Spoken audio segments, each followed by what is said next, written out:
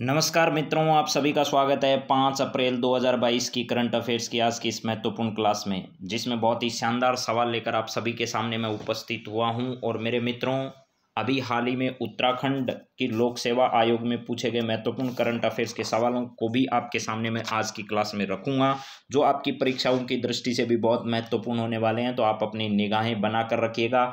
आज हम बातचीत करने वाले हैं महत्वपूर्ण करंट अफेयर्स के बारे में, जिसका टेलीग्राम लिंक आपको दिया गया है। टेलीग्राम रियल न्यूज़ के नाम से है। 8947832370 नंबर पर अगर आप लिंक प्राप्त नहीं हो पा रहा है तो यहाँ टेलीग्राम का लिंक आप प्राप्त कर सकते हैं। और भी इसी क्लास की पीडीएफ आपको जो है वो पूरी पैनल पीडीएफ प्राप्त होगी इसी टेलीग्राम चैनल पर। तो चलिए शुरुआत करते हैं आज के महत्वपूर्ण सवालों की कुछ पंक्तियों के साथ।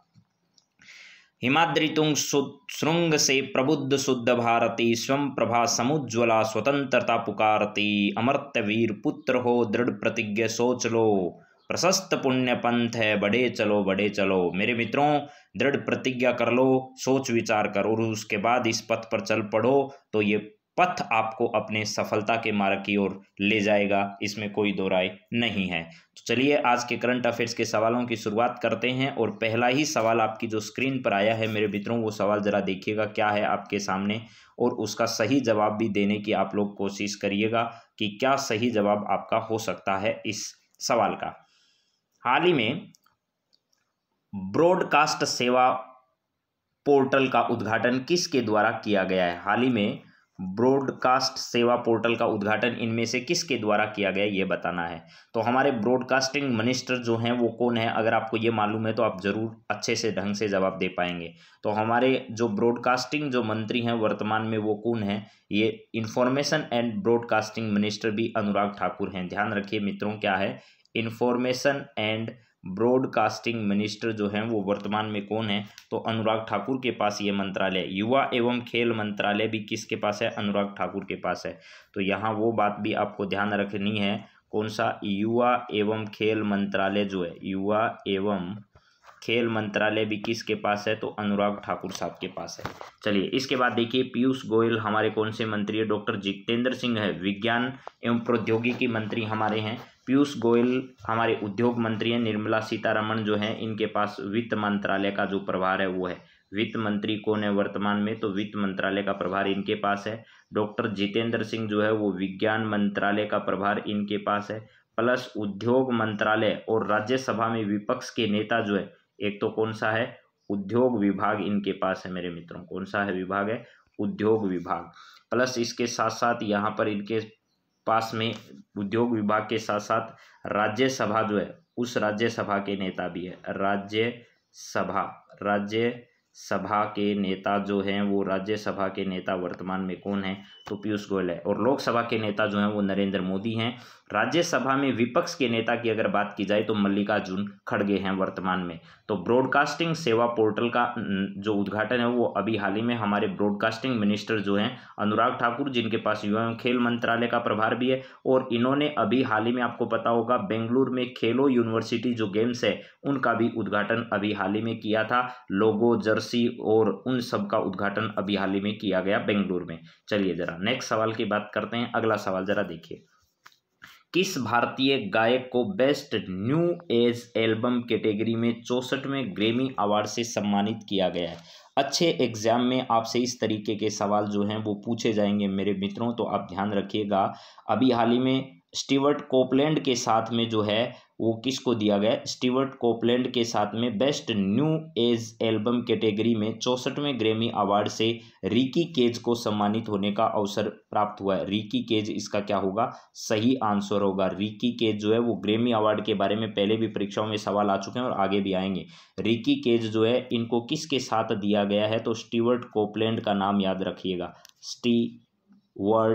स्टीवर्ट और क्या है? कोपलैंड, इनके साथ यह अवार्ड जो है वो प्रदान किया गया है। कोपलैंड के साथ यह प्रदान किया गया है अवार्ड। लता मंगेशकर जी का हाल ही में निधन हो चुका है और अभी अभी हाईकोर्ट एलडीसी में भी सवाल आया और वही सेम का सेम डिटो सवाल जो है वो अभी उत्तराखंड पीसीएस की परीक्षा में आया कि लता मंगेशकर को भारत रत्न सम्मान से कब सम्मानित किया गया था? तो KR रहमान और सोनू निगम को अभी हाल ही में पद्मश्री सम्मान से भी सम्मानित किया गया।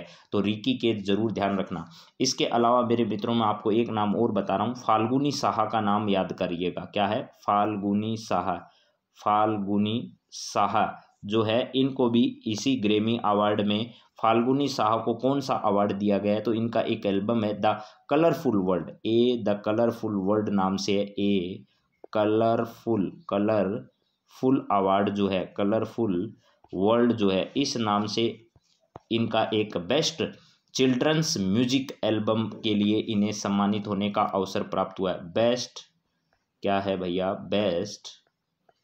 बेस्ट चिल्ड्रंस म्यूजिक, चिल्ड्रंस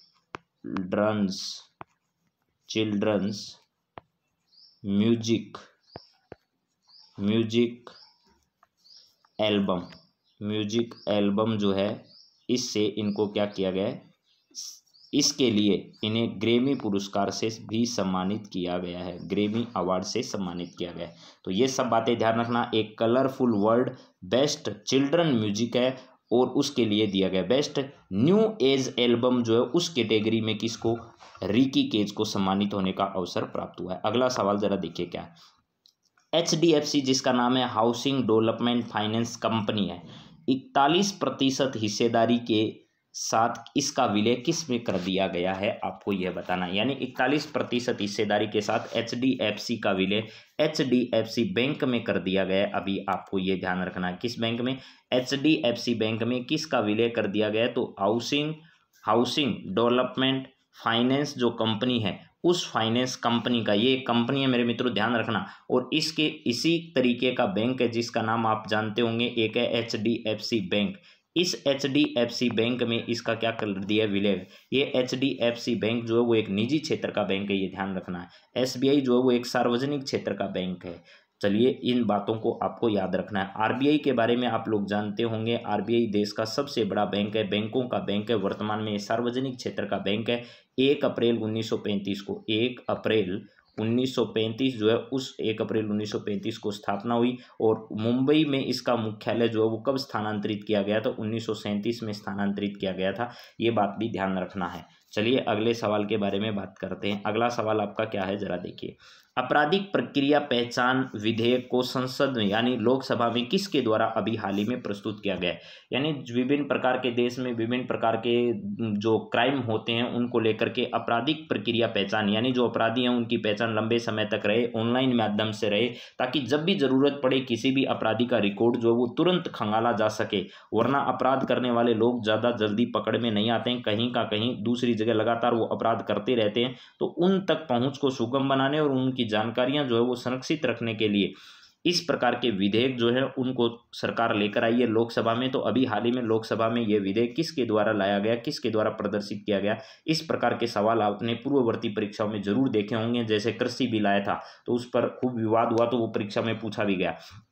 तो अमित शाह जो है वो हमारे क्या हैं? गृह मंत्री हैं, और उनके द्वारा ये विधेयक लोकसभा में प्रस्तुत किया गया। इसके साथ साथ इनके पास सहकारिता विभाग जो है, सहकारिता विभाग, वो विभाग भी इन्हीं के पास है। और BL वर्मा जो है वो इसके राज्य मंत्री है। BL वर्मा इनके राज्य मंत्री और कैबिनेट मंत्री अमित शाह है। ये रक्षा मंत्री कौन है? राजनाथ सिंह लखनऊ से आते हैं। अश्विनी वैष्णव हमारे कौन से मंत्री हैं? रेल मंत्री हैं। वैसे राजस्थान से बिलोंग करते हैं, लेकिन वर्तमान में राज्यसभा सदस्य कहाँ से? उड़ीसा के बीजू जनता दल की पार्टी से। और प्रधानमंत्री नरेंद्र मोदी, जिन्होंने अभी अभी नेपाल के प्रधानमंत्री से बातचीत की है, यानी मुलाकात की है दिल्ली के हैदराबाद हाउस में। प्लस वर्तमान के प्रमुख नेताओं में इनका बहुत बड़ा दबदबा बन रहा है। अमेरिका ने जो है वो रूस का सहयोग करने को लेकर, रूस से तेल खरीदने को लेकर अमेरिका ने धमकी दी थी। अमेरिका के विदेश मंत्री और विभिन्न प्रकार के लोगों ने ये कहा कि आप गलत कर रहे हैं, आने वाले समय में आपको खामियाजा भुगतना पड़ेगा।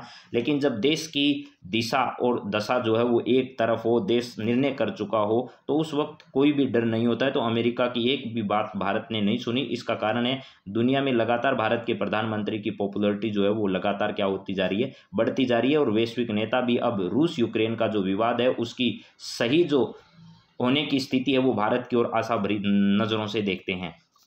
किस राज्य के मुख्यमंत्री ने स्कूल चलो अभियान जो है इसकी हाल ही में शुरुआत की है? तो अभी आपको पता होगा उत्तर प्रदेश के नए मुख्यमंत्री कौन बने हैं भैया? योगी आदित्यनाथ बने। योगी आदित्यनाथ जो है वो क्या बने? उत्तर प्रदेश के नए CM बने हैं। और यहाँ पर 403 विधानसभा सीटों पर हुए चुनाव में योगी जी ने भारी बहुमत से सरकार बनाई है। इसके साथ साथ इनके 2 जो हैं वो उप मुख्यमंत्री भी यहाँ पर बनाए गए हैं। तो ये बात भी आपको क्या करनी है, ध्यान रखनी है। तो चलिए, इसके साथ साथ आपको एक बात ये याद रखनी है कि लखनऊ जो है वो यहाँ की क्या है, राजधानी है, जहाँ से राजनाथ सिंह जी हमारे रक्षा मंत्री आते हैं। गोवा में प्रमोद सावंत जो है वो क्या बने, नए चीफ मिनिस्टर बने, प्रमोद सावंत बने हैं। पंजाब में भगवंत मान की सरकार है, भगवंत मान अभी हाल ही में उन्होंने, आपको पता होगा 23 मार्च की तारीख को एक इस प्रकार का नंबर जो है वो जारी किया था, हेल्पलाइन नंबर, जिसके माध्यम से जो रिश्वत लेने वाले हैं उन लोगों को पकड़ा जा सके।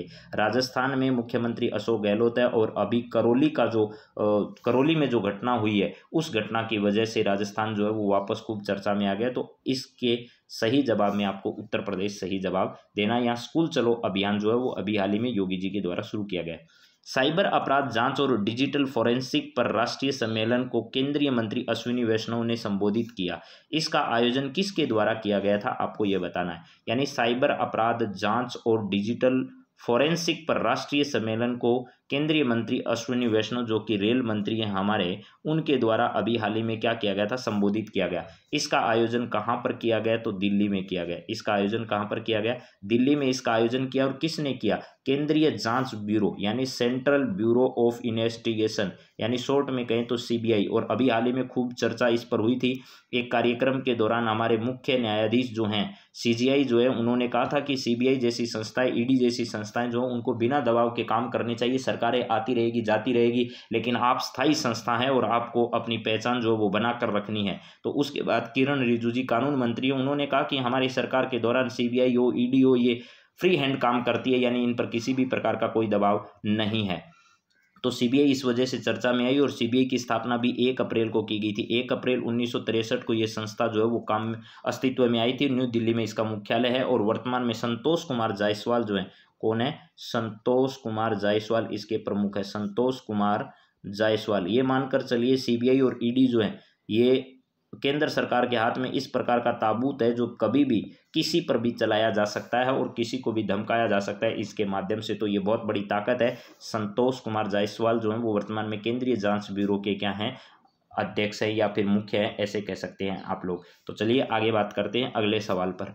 अगला सवाल क्या है मेरे मित्रों, यहाँ है मानव तस्करी रोधी प्रकोष्ठ की शुरुआत हाल ही में किसके द्वारा की गई है। मानव रोधी तस्करी प्रकोष्ठ की अभी हाल ही में किसके द्वारा की गई है, राष्ट्रीय मानवाधिकार आयोग के द्वारा, राष्ट्रीय महिला आयोग के द्वारा, राष्ट्रीय अनुसूचित जाति आयोग, राष्ट्रीय सूचना आयोग। तो इसका सही जवाब जो मेरे मित्रों है वो है राष्ट्रीय महिला आयोग जो है, रेखा शर्मा का आपने नाम सुना होगा।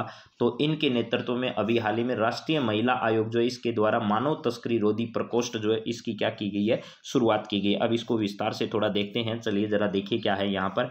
मानव तस्करी रोधी प्रकोष्ठ, राष्ट्रीय महिला आयोग ने मानव रोधी एक प्रकोष्ठ की शुरुआत की है।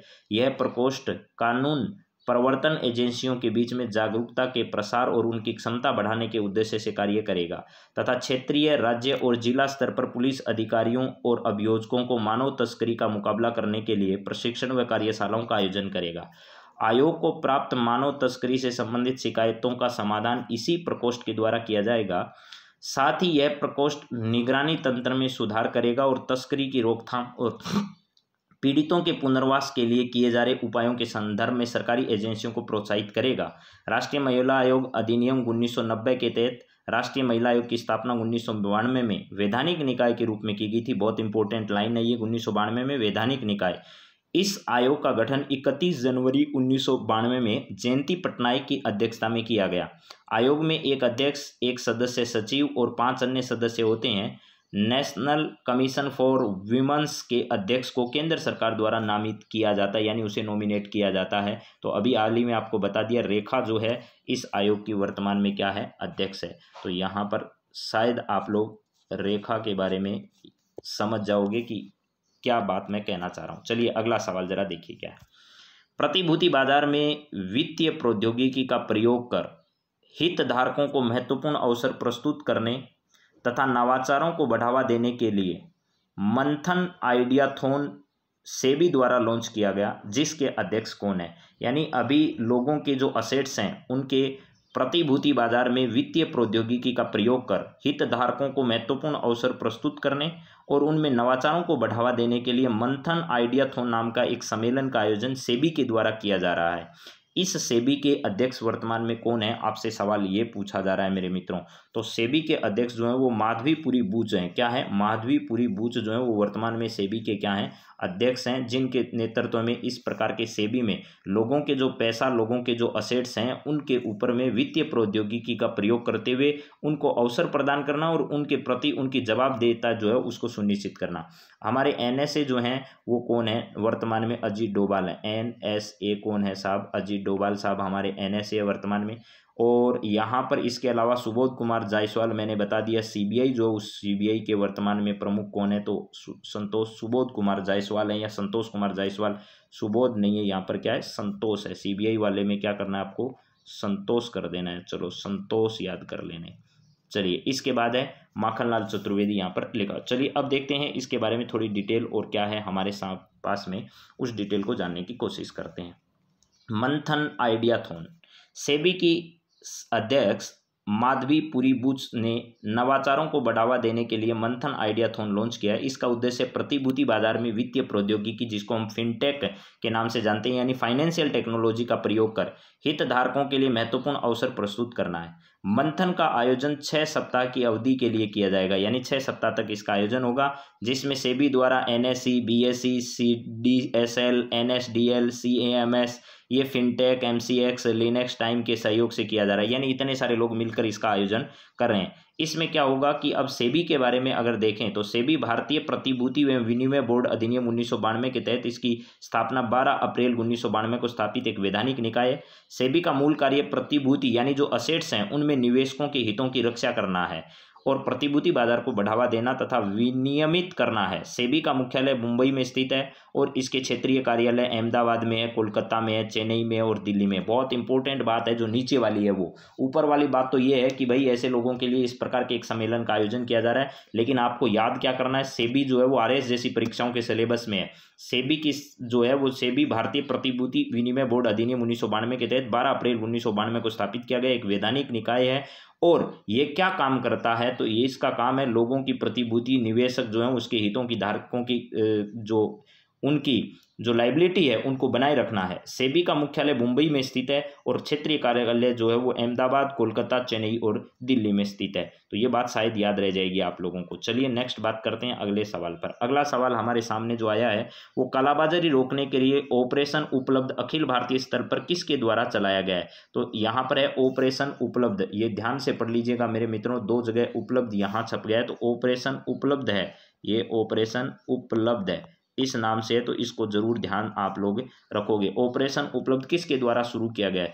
तो आपको पता होगा रेलवे पुलिस बल जो है, रेलवे पुलिस फोर्स जो है आरपीएफ के द्वारा अभी हाल ही में शुरू किया गया एक भारतीय स्तर का, अखिल भारतीय स्तर का एक क्या है मिशन है, जिसमें लोगों से कालाबाजारी रोकने के लिए इस प्रकार के अभियान को शुरू किया गया है। गृह मंत्री हमारे अमित शाह जी हैं, चिकित्सा स्वास्थ्य विभाग मनसुख मांडविया के पास है और खाद्य सुरक्षा विभाग ने इस प्रकार का कोई अभियान नहीं चलाया है। चलिए अभी देखते हैं हम लोग, आपके सामने ये बताया था मैंने कि रेलवे पुलिस फोर्स जो है उसके द्वारा कालाबाजारी को रोकने के लिए ऑपरेशन उपलब्ध नाम के इस प्रकार के एक अखिल भारतीय स्तर का अभियान जो है वो क्या किया गया, अभी हाल ही में चलाया गया है। थोड़े दिन पहले आपको एक ऑपरेशन अमानत का नाम आपने सुना होगा, ऑपरेशन अमानत, यहाँ पर लिख देता हूँ ऑपरेशन अमानत।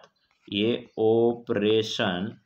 ऑपरेशन अमानत नाम से, अमानत इस नाम से एक अभियान भी किसके द्वारा चलाया गया था? तो रेलवे पुलिस के द्वारा चलाया गया, जिसमें किसी व्यक्ति का अगर सामान खो गया है तो उसकी रक्षा करना और सही व्यक्ति तक उसको पहुंचाने के लिए इस प्रकार के अभियान की शुरुआत की गई थी। चलिए नेक्स्ट सवाल देखिए मित्रों, हंगरी के नए प्रधानमंत्री अभी हाल ही में कौन बने हैं? हंगरी का नया प्रधानमंत्री किसे बनाया गया? हमने एक ऑपरेशन चलाया, ऑपरेशन गंगा। अभी तो ऑपरेशन गंगा जो है वो वैसे तो यूक्रेन में फंसे भारतीयों के लिए चलाया गया था, लेकिन यूक्रेन के साथ साथ इसके पड़ोसी राष्ट्र जैसे हमारा हंगरी है, यहाँ पर भी ऑपरेशन गंगा के माध्यम से यूक्रेन के लोगों को हंगरी के रास्ते हमने बाहर निकाला था।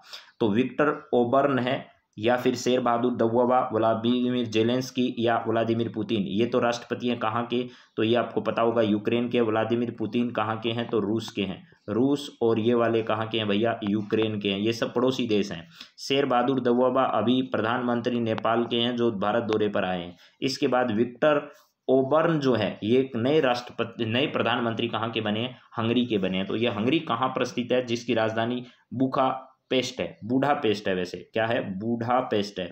बूढ़ापेस्ट इसकी क्या है भैया, राजधानी है। बूढ़ापेस्ट इसकी राजधानी है, ये ध्यान रखिएगा। एक स्थल अवरुद्ध देश है ये वाला, स्थल अवरुद्ध देश है। और जेनोस एडर जो है यहाँ के राष्ट्रपति हैं। जेनोस ओडर जो है, जेनोस ओडर जो हैं वो यहाँ के, एडर है वैसे, एडर जो है वो यहाँ के क्या हैं, एडर, ये यहाँ के राष्ट्रपति हैं। तो चलिए जरा देखते हैं, हंगरी यहाँ पर स्थित है, ये बुखापेस्ट यहाँ की राजधानी है। स्लोवाकिया के साथ सीमा लगती है, यूक्रेन के साथ इसका ये वाला हिस्सा लगता है, रोमानिया के साथ सीमा लगती है। इसके अलावा आप लोगों की यहाँ क्रोएशिया के साथ और स्लोवानिया के साथ और ऑस्ट्रिया के साथ इसकी क्या लगती है, सीमा लगती है।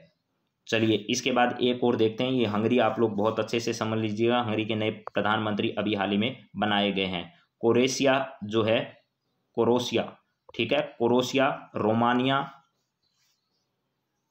सर्बिया और ये स्लोवानिया जो है इसके साथ ये वाला हिस्सा लगता है। ऑस्ट्रिया है इधर इसका, और स्लोवाकिया यहाँ पर है, यूक्रेन यहाँ पर है, और यहाँ पर इसकी राजधानी क्या है, बुखापेस्ट है। तो ये सब बातें किसके संदर्भ में हमने की है, ये सब बातें हमने की है हंगरी के संदर्भ में। अब देखिएगा, सेना चिकित्सा कोर का अभी हाल ही में 258वां जो स्थापना वर्ष है वो मनाया गया था। तो मैंने इसके बारे में आपको हालांकि पहले बता रखा है, फिर भी एक बार और बता देता हूँ सारी जानकारियाँ। हाल ही में भारतीय सेना की चिकित्सा कोर ने अपनी 258वीं वर्षगांठ मनाई है। सेना चिकित्सा कोर की स्थापना के बाद से ही सशस्त्र कर्मियों के लिए स्क्रीनिंग और उपचार सुविधाओं की उपलब्धता सुनिश्चित कर रही है। प्राकृतिक आपदाओं में भी सेना चिकित्सा कोर ने आम नागरिकों की मदद के लिए चिकित्सा सेवाएं प्रदान की है। सेना चिकित्सा कोर का स्थापना 1774 में बंगाल मेडिकल सर्विस के रूप में की गई। इसके पश्चात 1943 में इसे इंडियन आर्मी मेडिकल कोर के नाम से पुनः स्थापित किया गया। इंडियन आर्मी मेडिकल कोर को 3 अप्रैल 1943 को 3 सेवाओं, Indian medical service, Indian medical department और इंडियन हॉस्पिटल कोर को समेकित करके बनाया गया था। स्वतंत्रता के पश्चात इंडियन आर्मी मेडिकल कोर का नाम बदलकर सेना चिकित्सा कोर कर दिया गया। सेना चिकित्सा कोर वर्तमान में देश में सशस्त्र सेनाओं को देशव्यापी उत्कृष्ट चिकित्सा सेवाएं प्रदान कर रही है। सेना चिकित्सा कोर का आदर्श वाक्य सर्वे सन्तु निरामया, आपने बहुत देखा होगा, सर्वे सन्तु निरामया, सर्वे भद्राणि पश्यन्तु मा कश्चित् दुर्भाग् भवेत्।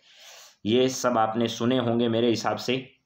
तो चलिए अगली बात क्या है, अंबेडकर युवा उद्यमी संरक्षक कार्यक्रम है। अनुसूचित जाति और पिछड़े वर्ग के जो लोग हैं उनको उद्यमिता के क्षेत्र में आगे बढ़ाने के लिए सरकार जो है वो अंबेडकर युवा उद्यमी संरक्षक नामक एक मेंटरशिप कार्यक्रम जो है वो अभी हाल ही में क्या करने वाली है, लॉन्च करने वाली है। ये बात मैंने यहाँ पर वैसे लिखकर आपको दे दी है। अब चलिए मित्रों, मैं पहले कुछ सवाल ले रहा हूँ, उसके बाद ये वापस रक्त परिसंचरण तंत्र जो है इस पर मैं वापस आऊँगा, जिसके बारे में बहुत सारी जानकारी आपको पढ़ानी है।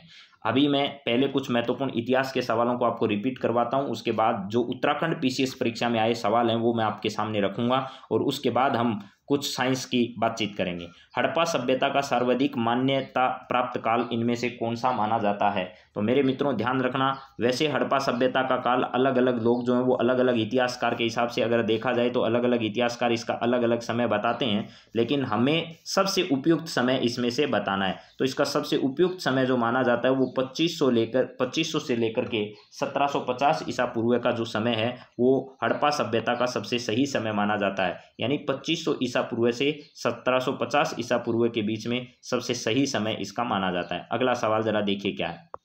अगला सवाल मेरे मित्रों आपके सामने है, सिंधु घाटी की सभ्यता निम्न में से किस सभ्यता के समकालीन नहीं थी? मिस्र की सभ्यता के समकालीन थी भैया, मेसोपोटामिया की सभ्यता के समकालीन थी, चीन की सभ्यता के समकालीन थी, लेकिन क्रीट जिसकी सभ्यता है इसके समकालीन हमारी सिंधु घाटी सभ्यता नहीं थी। चलिए नेक्स्ट सवाल क्या है, यहाँ पर सिंधु घाटी सभ्यता कहाँ तक विस्तृत है? यानी सिंधु घाटी सभ्यता का विस्तार क्षेत्र पंजाब, दिल्ली, जम्मू कश्मीर, राजस्थान, बिहार, बंगाल, उड़ीसा, पंजाब, राजस्थान, गुजरात, उड़ीसा, पंजाब, राजस्थान, गुजरात, उत्तर प्रदेश, हरियाणा, सिंधु और बलूचिस्तान। ये एकदम परफेक्ट आंसर इसका जो है वो डी आंसर है। ये सभी पूर्ववर्ती परीक्षा में आए हुए सवाल हैं। पंजाब है, राजस्थान है, गुजरात है, उत्तर प्रदेश है, हरियाणा है, सिंध है और बलूचिस्तान है। ये जो है क्षेत्र हैं ये राजस्थान, गुजरात, उत्तर प्रदेश, हरियाणा, सिंध और बलूचिस्तान, ये सिंधु घाटी सभ्यता का विस्तृत क्षेत्र है। इसके बाद है सिंधु घाटी स्थल कालीबंगा किस प्रदेश में स्थित है? तो राजस्थान में स्थित है कालीबंगा भैया। सिंधु घाटी स्थल कालीबंगन लिखा है इसने, वैसे ये कालीबंगा है। ये कालीबंगा जो है वो किस क्षेत्र में स्थित है ये पूछा जा रहा है। तो ये ऑप्शन यहाँ पर इसने गलती से लिख दिया है, ये राजस्थान में स्थित है मेरे मित्रों। क्या है इसमें ऑप्शन थे राजस्थान, हरियाणा, ये सब है, तो राजस्थान इसका सही जवाब होगा। अगले सवाल की ओर बढ़े, जरा देखिए, सिंधु घाटी सभ्यता में घोड़े के अवशेष कहाँ से मिले? अगर ये सवाल आए, यानी सिंधु घाटी सभ्यता में घोड़े के अवशेष कहाँ से प्राप्त हुए? घोड़े के अवशेष कहाँ से प्राप्त हुए हैं, तब ये ऑप्शन आपके सही होंगे। और इसमें सही जवाब जो होगा वो होगा सुरकोटदा। सुरकोटदा जो जगह है यहाँ से क्या मिले हैं, हमें घोड़े के अवशेष प्राप्त हुए हैं सुरकोटदा से। और सिंधु घाटी स्थल कालीबंगा किस प्रदेश में है? उसका सही जवाब होगा राजस्थान। चलिए नेक्स्ट सवाल जरा देखिए, सिंधु घाटी सभ्यता का स्थल कालीबंगा किस प्रदेश में स्थित है? तो ये आ गया ना, राजस्थान इसका सही जवाब होगा। और घोड़े के प्रमाण कहाँ से मिले हैं? तो सुरकोटदा उसका सही जवाब होगा। चलिए नेक्स्ट जरा देखिए, निम्न में से किस पदार्थ का उपयोग हड़प्पा काल की मुद्राओं के निर्माण के मुख्य रूप से किया गया? सेलखड़ी, कांसा, तांबा और लोहा। यानी हड़प्पा काल की जो मुद्राएं थी उनके निर्माण में मुख्य रूप से जो है किसका प्रयोग इसमें किया गया था, आपको ये बताना है। तो इसमें सही जवाब है टेराकोटा जो है। क्या है? सेलखड़ी लिखा है इसने, लेकिन इसमें सही जवाब आपको देखना है। तो टेराकोटा, कांसा, तांबा, लोहा क्या है, किस पदार्थ का उपयोग हड़प्पा काल की मुद्राओं में निर्माण में किया गया था? तो इसका सही जवाब होगा टेराकोटा। क्या होगा? टेराकोटा जो है इसका सही आंसर हो जाएगा। चलिए नेक्स्ट सवाल देखिएगा, अगला क्या है, यहाँ हड़प्पा सभ्यता किस युग की थी? तो कांस्य युगीन सभ्यता थी मेरे मित्रों। आपको पता होगा हड़प्पा सभ्यता जो है वो एक कांस्य युगीन सभ्यता थी। नेक्स्ट क्या है, यहाँ पर सिंधु घाटी सभ्यता के लोगों का मुख्य व्यवसाय जो है वो व्यापार करना था, यानी व्यापार से जुड़े हुए थे। सिंधु घाटी सभ्यता के लोग जो हैं उनका मुख्य काम क्या था? व्यापार करना था। इसके बाद है हड़प्पा सभ्यता के निवासी जो है वो शहरी थे। हड़प्पा सभ्यता के जो निवासी हैं वो क्या थे? शहरी थे। और अगर आपसे पूछे जाए सिंधु घाटी सभ्यता के लोग कैसे थे, तो बताइएगा मुझे कमेंट करके जरूर।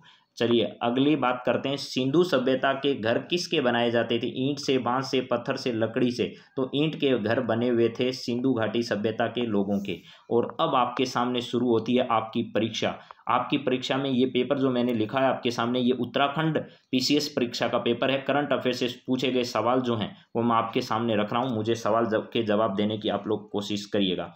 पहला सवाल है, विश्व रैपिड शतरंज 2021 इसमें से किसने जीता? नोदिरबेक अब्दुसत्तेरोव ने, मैग्नस कार्लसन ने, डिग्लेन ने, हिकारू नाकापुरा ने। तो इसका सही आंसर जो मेरे मित्रों है वो नादिरबेक है, यानी पहला आंसर आपका सही था। नोदिरबेक अब्दुसत्तेरोव जो है इन्होंने विश्व रैपिड शतरंज 2021 का खिताब जीता। विश्व ओजोन दिवस जो है वो 16 सितंबर को क्या किया जाता है? मनाया जाता है। तो आप सभी ये बात मेरे हिसाब से जानते हैं। निम्नलिखित में समाचारों में से किसने प्रतिष्ठित लोक सेवा श्रेणी में पुलित्जर 2021 का पुरस्कार जो है वो प्राप्त किया था? इसमें से यह आपको बताना है। निम्न में से ऐसा कौन सा समाचार है, यानी पुलित्जर पुरस्कार समाचार पत्रों को दिया जाता है, समाचार के संवाददाताओं को दिया जाता है, तो ये कौन सा प्रतिष्ठित ऐसा है जिसको दिया गया? तो द न्यूयॉर्क टाइम्स जो है उसको क्या दिया गया था? लोक सेवा, यहाँ लिखा है सिविल सेवा, तो लोक सेवा के क्षेत्र में काम करने वाला प्रमुख जो समाचार पत्र है द न्यूयॉर्क टाइम्स है, उसको क्या किया गया था? सम्मानित किया गया। निम्नलिखित में से सुमेलित कौन सा नहीं है, ये पूछा जा रहा है इसमें। यानी एक तरफ टोक्यो, मैंने कहा था टोक्यो ओलंपिक लंबे समय तक आपकी परीक्षाओं में आएगा, तो खिलाड़ी का नाम और टोक्यो ओलंपिक में पदक कौन से जीते ये आपको बताने। पीवी सिंधु ने कांस्य पदक जीता था, एकदम सही बात है, ओके बात है, कोई गलत नहीं है। मीराबाई चानू ने इसमें भी रजत पदक जीता। नीरज चोपड़ा ने स्वर्ण पदक जीता, ये सब सही है, लेकिन बजरंग पूनिया ने यहाँ पर रजत पदक नहीं जीता था मेरे मित्रों। रजत पदक नहीं जीतकर इन्होंने कांस्य पदक इसमें क्या किया था? हासिल किया था। ये बात आपको ध्यान रखने वाली थी। चलिए नेक्स्ट जरा देखते हैं और क्या है यहाँ पर। अगला सवाल है आपके सामने, यहाँ जरा देखिए सवाल की भाषा क्या है। भारत में मेजर ध्यानचंद खेल विश्वविद्यालय की स्थापना किस स्थान पर की जा रही है? तो आपको पता होगा पिछले दिनों मेरठ में, यानी उत्तर प्रदेश के मेरठ में योगी आदित्यनाथ और प्रधानमंत्री नरेंद्र मोदी ने पहल मेजर ध्यानचंद के नाम पर खेल विश्वविद्यालय की यहाँ पर इन्होंने क्या की थी, स्थापना की थी। चलिए नेक्स्ट सवाल जरा देखिए क्या है।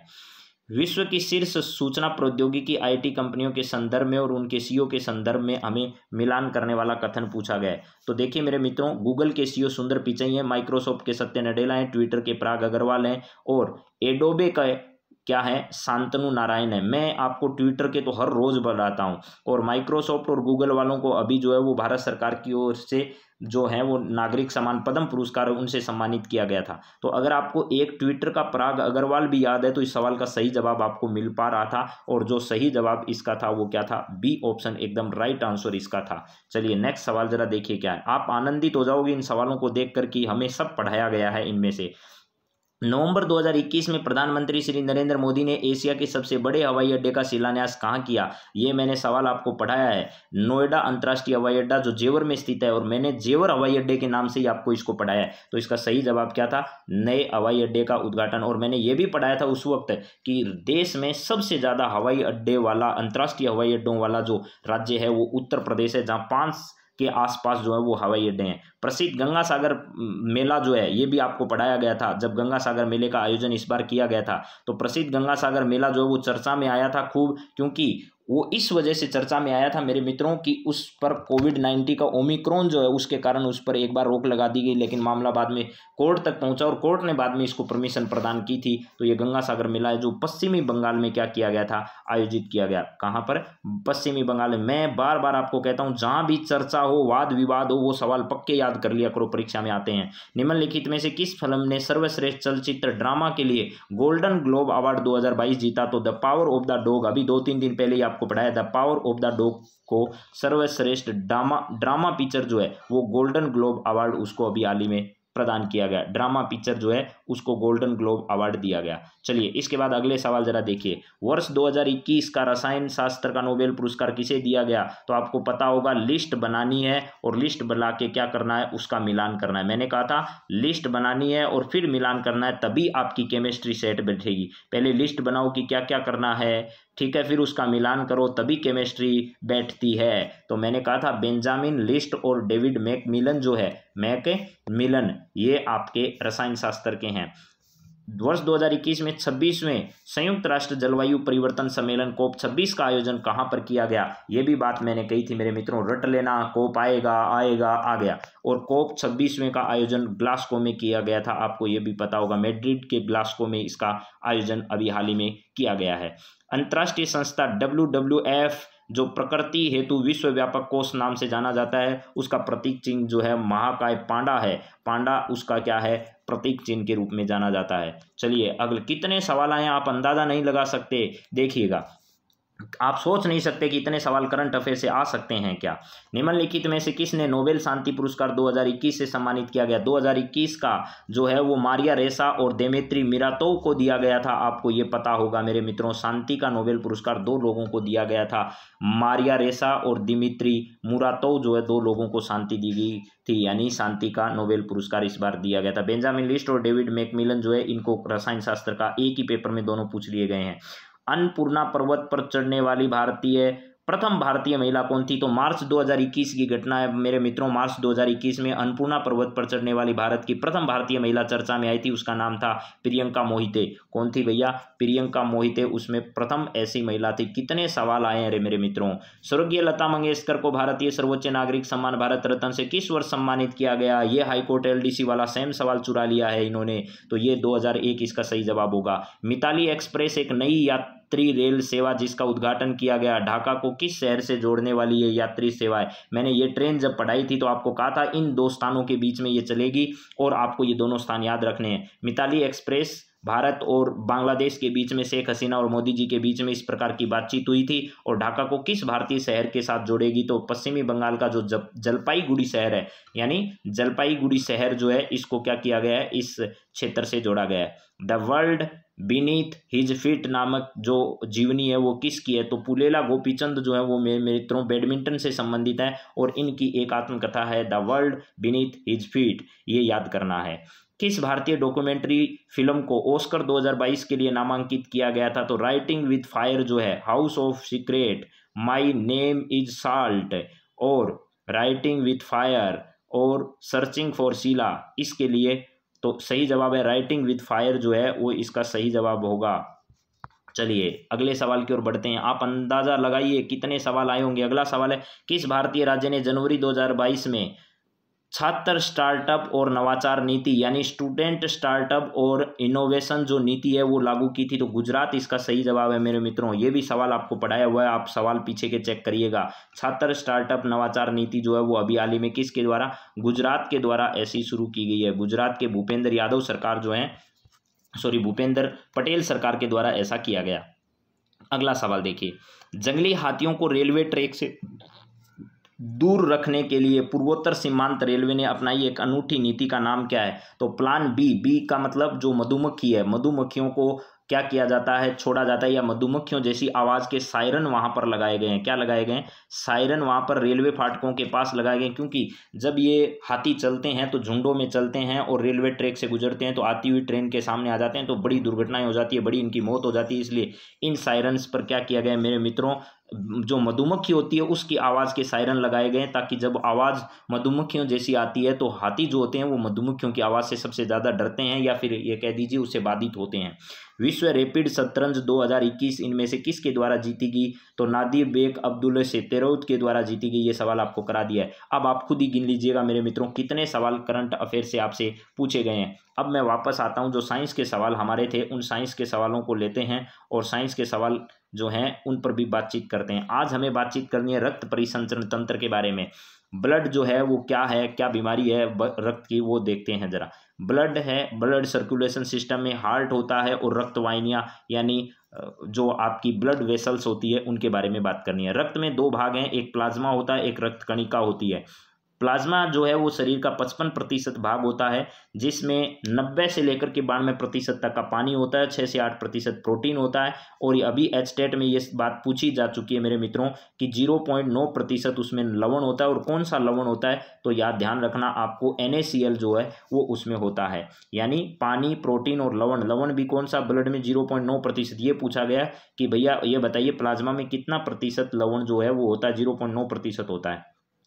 रक्त कणिकाएं आप जानते हैं RBC और WBC और प्लेटलेट्स होती है। इनको एरिथ्रोसाइट, एरिथ्रो का मतलब होता है लाल, एरिथ्रोसाइट, ल्यूकोसाइट और थ्रोम्बोसाइट, ये 3 प्रकार की रक्त कणिकाएं होती है। और हृदय जो है वो न्यूरोजेनिक, कीटों में पाए जाने वाले हृदय को न्यूरोजेनिक हार्ट कहते हैं, और मनुष्य में पाया जाने वाला हार्ट जो है वो मायोजेनिक हार्ट कहलाता है। रक्तवाहिनियाँ, जिसमें हमने ध्वनि, शिरा और केशिका के बारे में सुना होगा, ये रक्तवाहिनियाँ होती है। चलिए इसके बाद जरा देखिए, ये सब सवाल परीक्षा में आए हुए मैंने सीधे यहाँ पर लिखे हैं। रक्त परिसंचरण का अध्ययन जो है वो एंकियोलॉजी कहलाता है, एंकियोलॉजी कहलाता है, और जिसके जनक जो है वो विलियम हार्वे को कहा जाता है। रक्त का अध्ययन हीमेटोलॉजी कहलाता है, ये भी हमें परीक्षा में कई बार पूछा जा चुका है। रक्त एक तरल संयोजी ऊतक होता है, ठीक है। रक्त का pH 7.4% होता है, जो हल्का क्षारीय होता है। रक्त की श्यानता जो होती है वो 2.5 होती है। और विभिन्न प्रकार के ऊतक होते हैं, जिसमें रक्त एक तरल संयोजी ऊतक है मेरे मित्रों। चलिए इसके बाद अगला क्या है, रक्त जो है वो रक्त कणिका, और अगर रक्त में से रक्त कणिकाओं को निकाल दिया जाए यानी माइनस कर दिया जाए तो मेरे मित्रों प्लाज्मा बचता है। और अगर प्लाज्मा में से फाइब्रिनोजन निकाल दिया जाए तो सीरम बचता है। और अगर रक्त में से RBC को निकाल दिया जाए तो लसिका यानी लिम्फ्स बचती है। RBC, WBC और प्लेटलेट्स को अगर मिला दिया जाए तो मेरे मित्रों उसे PVC कहा जाता है। PVC का मतलब क्या है, पैक्ड कोलवोल्यूट है। ये केवल RBC जो है, केवल RBC जो है उसको क्या कहते हैं, हेमेटोर्कल वॉल्यूम उसका कहा जाता है। चलिए इसके बाद अगली बात करते हैं, ये महत्वपूर्ण आपके पास एक चार्ट है। RBC, WBC और प्लेटलेट्स में क्या अंतर है। रक्ताणु, श्वेताणु और बिंबाणु होते हैं, तीनों में अलग अलग। RBC में रक्ताणु, WBC में श्वेताणु और प्लेटलेट्स में बिंबाणु। फिर इसको एरिथ्रोसाइट कहते हैं, WBC को ल्यूकोसाइट कहते हैं और प्लेटलेट्स को थ्रोम्बोसाइट कहते हैं। संख्या इनकी RBC की होती है लगभग 55 लाख और 45 लाख से 55 लाख के मध्य में होती है प्रति घन सेंटीमीटर में। मादा में 45 लाख और नर में 55 लाख होती है। WBC की संख्या लगभग 5500 से लेकर के 11,000 के आसपास होती है और प्लेटलेट्स की संख्या 2 लाख से लेकर 4 लाख प्रति घन सेंटीमीटर होती है। इसके बाद कार्य क्या है? आरबीसी का कार्य शरीर के अंदर ऑक्सीजन का परिवहन करना है। WBC का कार्य रोगों से सुरक्षा करना है और प्लेटलेट्स का मतलब रक्त का थक्का बनाना है। जीवन काल आरबीसी का कई बार आ चुका है, 120 दिन होता है। WBC का 3 से 7 दिन होता है और प्लेटलेट्स का 1 से 5 दिन होता है। संख्या बढ़ने का मतलब क्या कहलाता है? एरिथ्रोसाइटोसिस कहलाता है, यानी आरबीसी की संख्या बढ़ती है तो उसे एरिथ्रोसाइटोसिस कहते हैं। WBC की संख्या बढ़ती है तो उसे ल्यूकोसाइटोसिस कहते हैं और अगर प्लेटलेट्स की संख्या बढ़ती है तो उसे थ्रोम्बोसाइटोसिस कहते हैं। और इनकी संख्या घटने के कारण क्या क्या होता है? संख्या का बढ़ना है एक और संख्या का घटना है। संख्या का बढ़ना है तो उसे तो एरिथ्रोसाइटोसिस, ल्यूकोसाइटोसिस, थ्रोम्बोसाइटोसिस कहते हैं। और संख्या अगर घटती है तो घटने को एरिथ्रोसाइटोपिनिया, ल्यूकोसाइटोपिनिया और थ्रोम्बोसाइटोपिनिया के नाम से जाना जाता है। इस तरीके के सवाल परीक्षाओं में बहुत आते हैं मेरे मित्रों, इन सब चीज़ों को याद रखिएगा। इसके बाद ब्लड में पाए जाने वाले विभिन्न प्रकार के जो प्लाज्मा में पाए जाने वाले जो प्रोटीन है, प्लाज्मा में पाए जाने वाले विभिन्न प्रकार के जो प्रोटीन है उसकी अगर बात की जाए तो एल्ब्यूमिन प्रोटीन है और ग्लोबुलिन प्रोटीन है। बहुत इंपॉर्टेंट, सबसे ज़्यादा जो है वो एल्ब्यूमिन प्रोटीन पाया जाता है। रक्त का जो बीकोप बनाए रखने में जो है वो क्या करता है? ब्लड यानी कंडेंसेशन, ऑस्मेटिक प्रेशर जो है उसको बनाए रखने में क्या करता है? ये हेल्प करता है। ग्लोबुलिन ये 2.2% होता है, पटवारी में पूछा जा चुका है मेरे मित्रों। दूसरे स्थान पर सर्वाधिक यह एंटीबॉडी का निर्माण करता है, यानी गामा ग्लोबुलिन नामक एंटीबॉडी का निर्माण करता है और सबसे अधिक एल्बुमिन होता है, उसके बाद 2 नंबर पर ग्लोबुलिन होता है। इसके बाद अगली अगर बात की जाए तो हमारे पास है थ्रोम्बिन। प्रोथ्रोम्बिन और फाइब्रिनोजन भी पाए जाते हैं। प्रोथ्रोम्बिन और फाइब्रिनोजन 2 प्रकार के हैं, रक्त का थक्का बनाने में ये काम करते हैं। फाइब्रिनोजन जो है रक्त का थक्का बनाते समय उसे फाइब्रिन को क्या करता है? अलग कर देता है। तो घुलनशील जो प्रोटीन है वो तो है फाइब्रिनोजन और अघुलनशील है वो क्या होता है? फाइब्रिन होता है। रक्त का थक्का बनाते समय फाइब्रिनोजन फाइब्रिन में क्या हो जाता है? कन्वर्ट हो जाता है, ये इसमें बदल जाता है। तो ये सारी बातें आपके सामने मैंने आज रखी है मेरे मित्रों। मेरी उम्मीद है कि ये क्लास आपको बेहद ही पसंद आएगी और अगर पसंद आए तो मुझे कमेंट कर जरूर सूचित करें ताकि और अच्छा करने की मैं लगातार कोशिश करूं। आप सभी मित्रों का बहुत बहुत धन्यवाद आज की क्लास से जुड़ने के लिए। जय हिंद, जय भारत।